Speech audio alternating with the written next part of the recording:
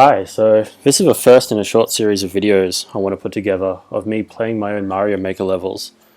Um, Not sure why I want to play my own levels. It seems like a weird thing to do, I know, maybe a slightly arrogant thing to do, but ultimately I think there's some worth in it for two reasons. Firstly, because I think it's an interesting game and making and playing your own levels is a significant part of what makes Mario Maker really, really interesting.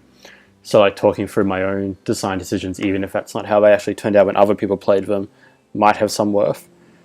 Secondly, because I was thinking about how I've been to a whole bunch of events over the last few years where I've seen famous game designers play their own games. So that's always been really eye-opening. Just watching them play the game as they imagined it would be played, as opposed to how players actually play it. And while I'm certainly not anywhere in the realm of them as designers at all, maybe there's still some worth in me playing through my own levels as I intend them to be played and talking about why I did what I did and how I did it, and maybe, and just why. So I was going to start with my oldest levels and work my way up to these more recent, new ones I've made. There was going to be 40 levels that I would play, but when I turned on my Wii U this time, Nintendo informed me they deleted one of my levels because nobody liked it. Um, and I thought it was good, but no one else did. So I'll play that level in offline mode when I get to it. But for now, let's go start at some of my early ones. Some important context, I guess, for this is that I never really grew up with Mario in any sort of nostalgic sense.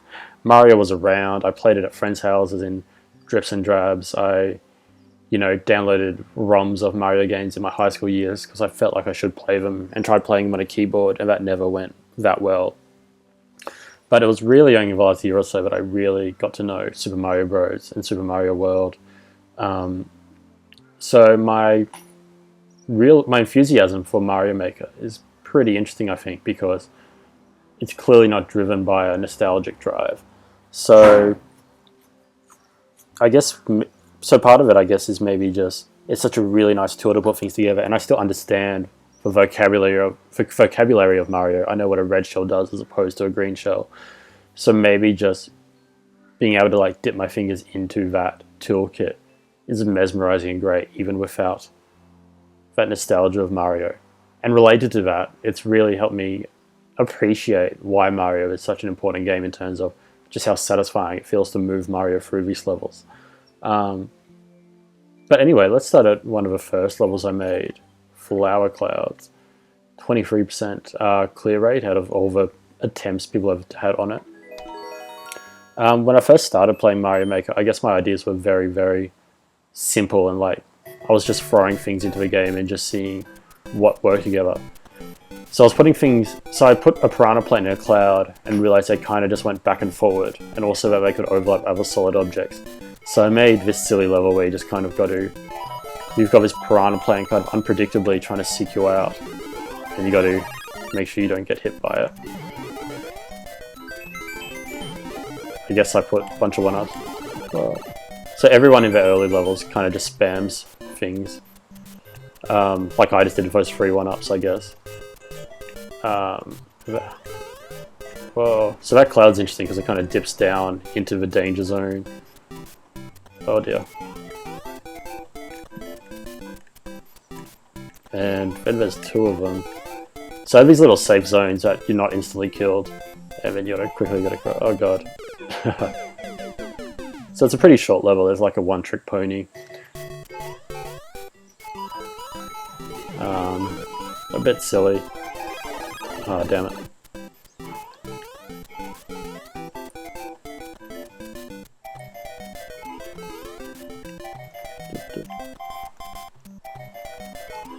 A lot of my earlier levels, and even my later ones, where I have these visual issues where when you're standing up there, you can't necessarily see that platform, so new players might just impatiently jump because they can't see where they're meant to go next. I really like this weird skinny Mario mushroom. If you go fast enough, you can actually just skip a whole lot of this. Which is actually something I find really interesting about Mario Maker. Mario's moveset is so fluid and dynamic. You can't just say Mario jumps 2 squares or 2 blocks or whatever. It's never that simple. So when you're designing a level, you can't just put a block 3 blocks apart from another block and go, all right, if they can't make this jump, because they'll get a little bit more of a run up and they'll be able to jump, or they jump in the other direction and turn around in midair just to get enough inertia to be able to make it. And same with clouds. So many levels with Lucky Twos in clouds are just completely broken because you just steal a cloud and skip all the challenges. And a lot of my early levels are like that as well. And so are probably my later ones. So what did I make next? So then I made Leap of Faith. My naming conventions were always pretty terrible as well. This one was based this name off a very deliberately blind jump right at the end. So I guess at this point I was trying to make maybe more conventional levels. You also see here, something I do in a lot of my levels is kind of make these zigzags where you go across to the left, then up and across to the right.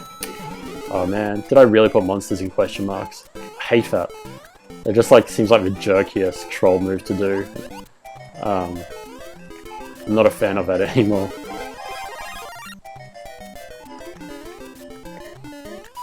So I was kind of wanting to play around, not just in this level generally, with just movement and how nice jumping feels. So I put lots of random jumps in my levels. Also random... Oh dear.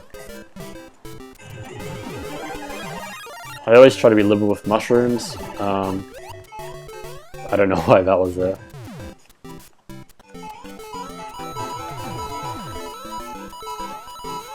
And when you get here, there's nowhere to go, so you just kind of got to jump over coins and trust there's going to be something down there. Again, pretty basic.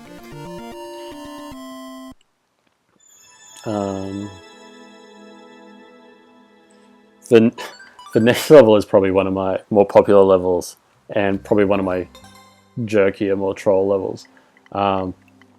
It's called Don't Press Anything Free. So when I first got Mario Maker, all the top-rated courses were really popular courses when you try to just find some random ones.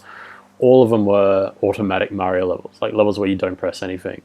And the two most popular ones by this one user called Don't Press Anything 1 and Don't Press Anything 2. And I hated Don't Press Anything levels and just automatic levels. They come up when you do the 100 Mario Challenge, and they're visually fascinating, and there's something really interesting about a game that doesn't require a player. But they're just really annoying, and it's just stop doing it, or let me not have to see them. Anyway, this was, I guess, my first reaction to those kind of levels with Don't Press Anything Free.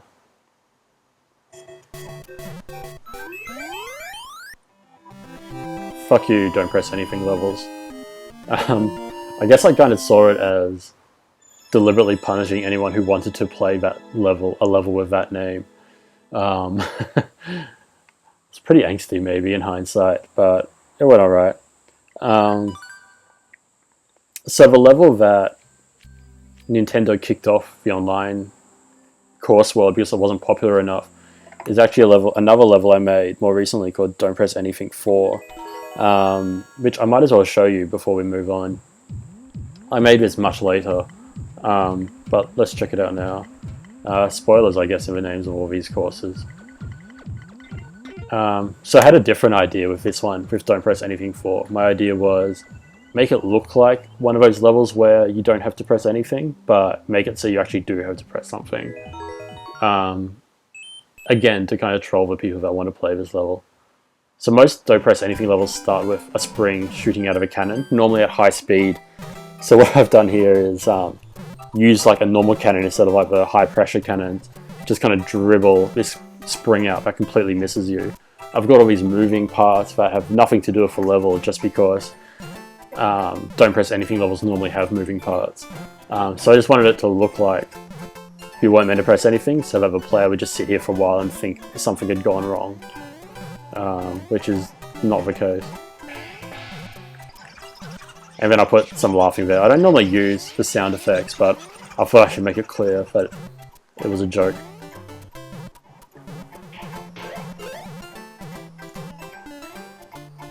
Oh no!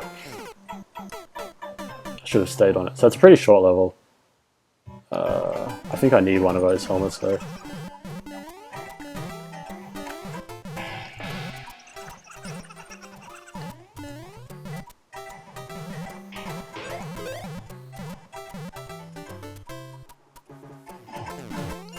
So another kind of single trick, which is pretty silly. I thought it was funny. No one else did, but what are you gonna do? Anyway, back to my actual courses that haven't been deleted.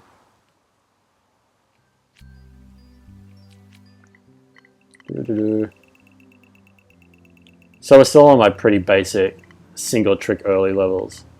Mario Maker, if you don't know, starts with very few items, and you unlock more items as you make more levels and more kind of environments and stuff. So around this stage I unlocked underwater levels, so I made an underwater level. I haven't made too many underwater levels because I don't really know how to make them interesting. They seem pretty limited. So still just kind of playing around with my limited tool set. I like the idea of cannons just falling out of the sky and like inundating your fish. You can also bounce cannons, which I tried using in some of my other levels, which we'll see soon. I think I probably noticed that while I was making this level. So it gets pretty chaotic and you meant to just get to the end quickly. And if you swam all the way across the bottom to miss everything, you'd kind of be disadvantaged at the end because you had to get up to the top of the flag. Really basic, not very interesting level. But I unlocked water, so I felt like I had to make one. What was next? Oh yeah, so again, playing with verticality, which is just something I ended up doing. In these early days, as you can tell, I hadn't unlocked the other Mario visual sets yet, or move sets even. El Bato, hello. So you have a lot of just basic Mario Bros levels, which I then kind of stopped doing. I must have put a mushroom in here somewhere.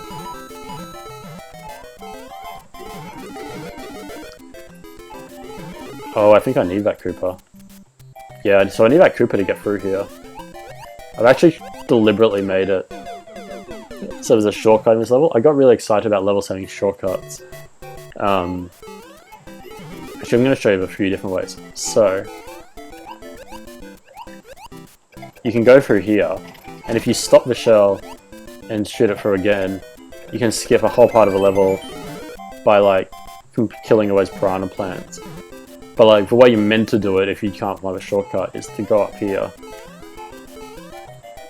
And then once you get here, you find a pipe with a turtle in it. And that lets you through this way. So I'm still doing some pretty basic Mario-esque things, like requiring a shell to get rid of blocks beneath you or whatnot. This mushroom block was a bad idea because it just simply doesn't work.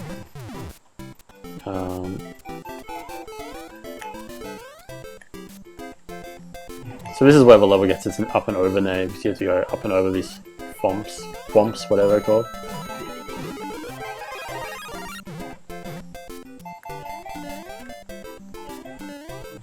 No way over there.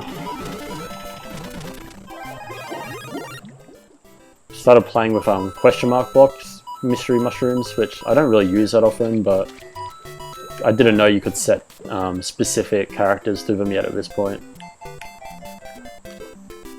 And then I did this. This seems like a pretty jerky thing to do because music blocks are really annoying. Oh dear. That was nearly terrible.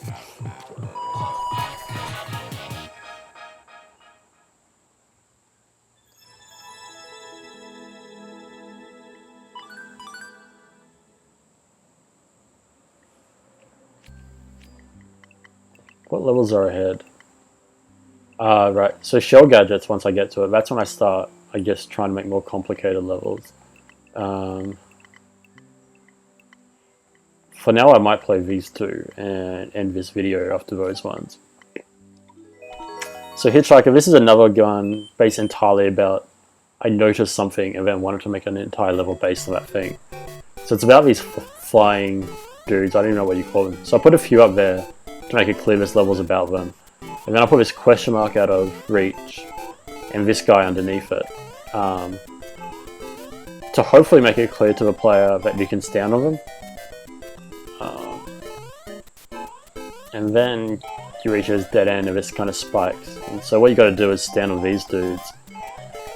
And while you're standing on them, they'll flap their wings really hard and just keep going up. So you got to keep jumping on them to push them back down.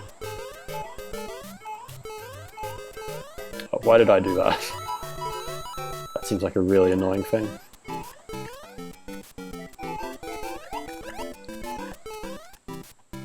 So, as I mentioned earlier, lucky levels of clouds are really easy exploitable, and clearly this is before I realised that, because that cloud was a silly idea.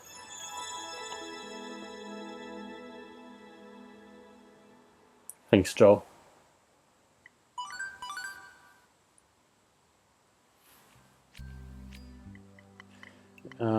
So this is a really jerky level, way harder than I realised it was when I made it.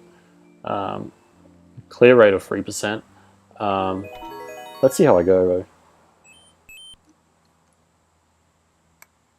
So again, I'm using lots of vertical movement, which seems to be something I like doing a lot. I don't know why I put things in those.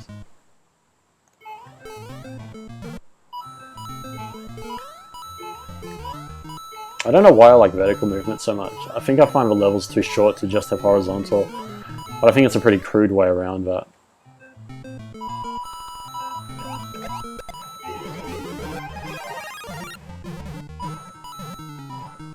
Yeah, this is... So I moved those spikes down, because if you stood here, you'd get hurt by the spikes if they're right next to you. This isn't a good level. This is pretty bad. I can't remember what's down here. They knock fireballs out, so you can't... Oh no, they don't even do anything. So then you got to get across here. And the way you do it, you have to stand on that spring and knock the top gun off it. Super silly.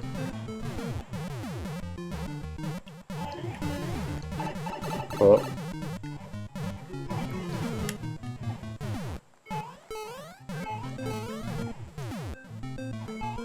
There we go. Right.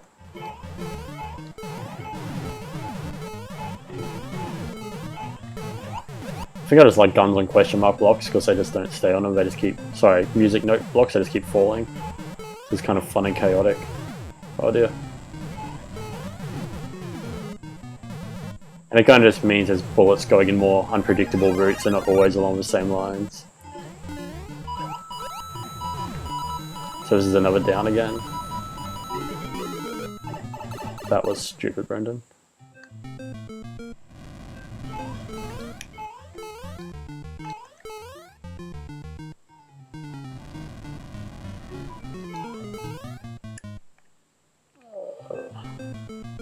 So you can kind of see where you're meant to go over there, at least. At least this one I feel like was very deliberately designed around vertical movement, whereas some of my other ones, it's just kind of me running out of room. I also like this, I really like this kind of movement of Mario trying to get on a block above you, that kind of like C-shaped movement, and where you just kind of just make it a lock on. I find that really just satisfying, so I do that a lot in my levels. So I've since found out a lot of other people have a lot of trouble with it.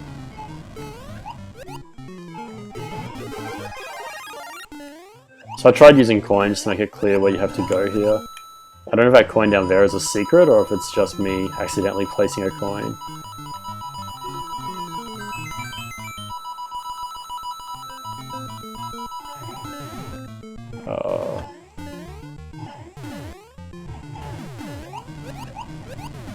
So this is a rather just random. I don't think there's much design intention behind this. And then a final drop down to the end. Alright, I'm going to do the next level as well, since it's not really my level anyway. And then my more interesting levels can be in the next video. So the next one, called Made by a 4-year-old, is made by a 4-year-old, or more accurately, a 2-year-old and a 5-year-old. So I averaged it out because the name wasn't long enough. They were just playing around, scribbling some things of a editor and asked me to play their game, and I did, and then I just uploaded it. which is one of my favorite things about Mario Maker, I think, is that you can just scribble a level, which is something, you know, and Anthropy says in Rise of the Video Game Zinesters that video games need. You need to be able to doodle a level. And I think nothing better shows that this is a good game for doodling levels than the fact that a 2-year-old and a 5-year-old doodled this level. It's not good, it's not particularly exciting, but they did it. They made a video game level. And that's really cool, I think.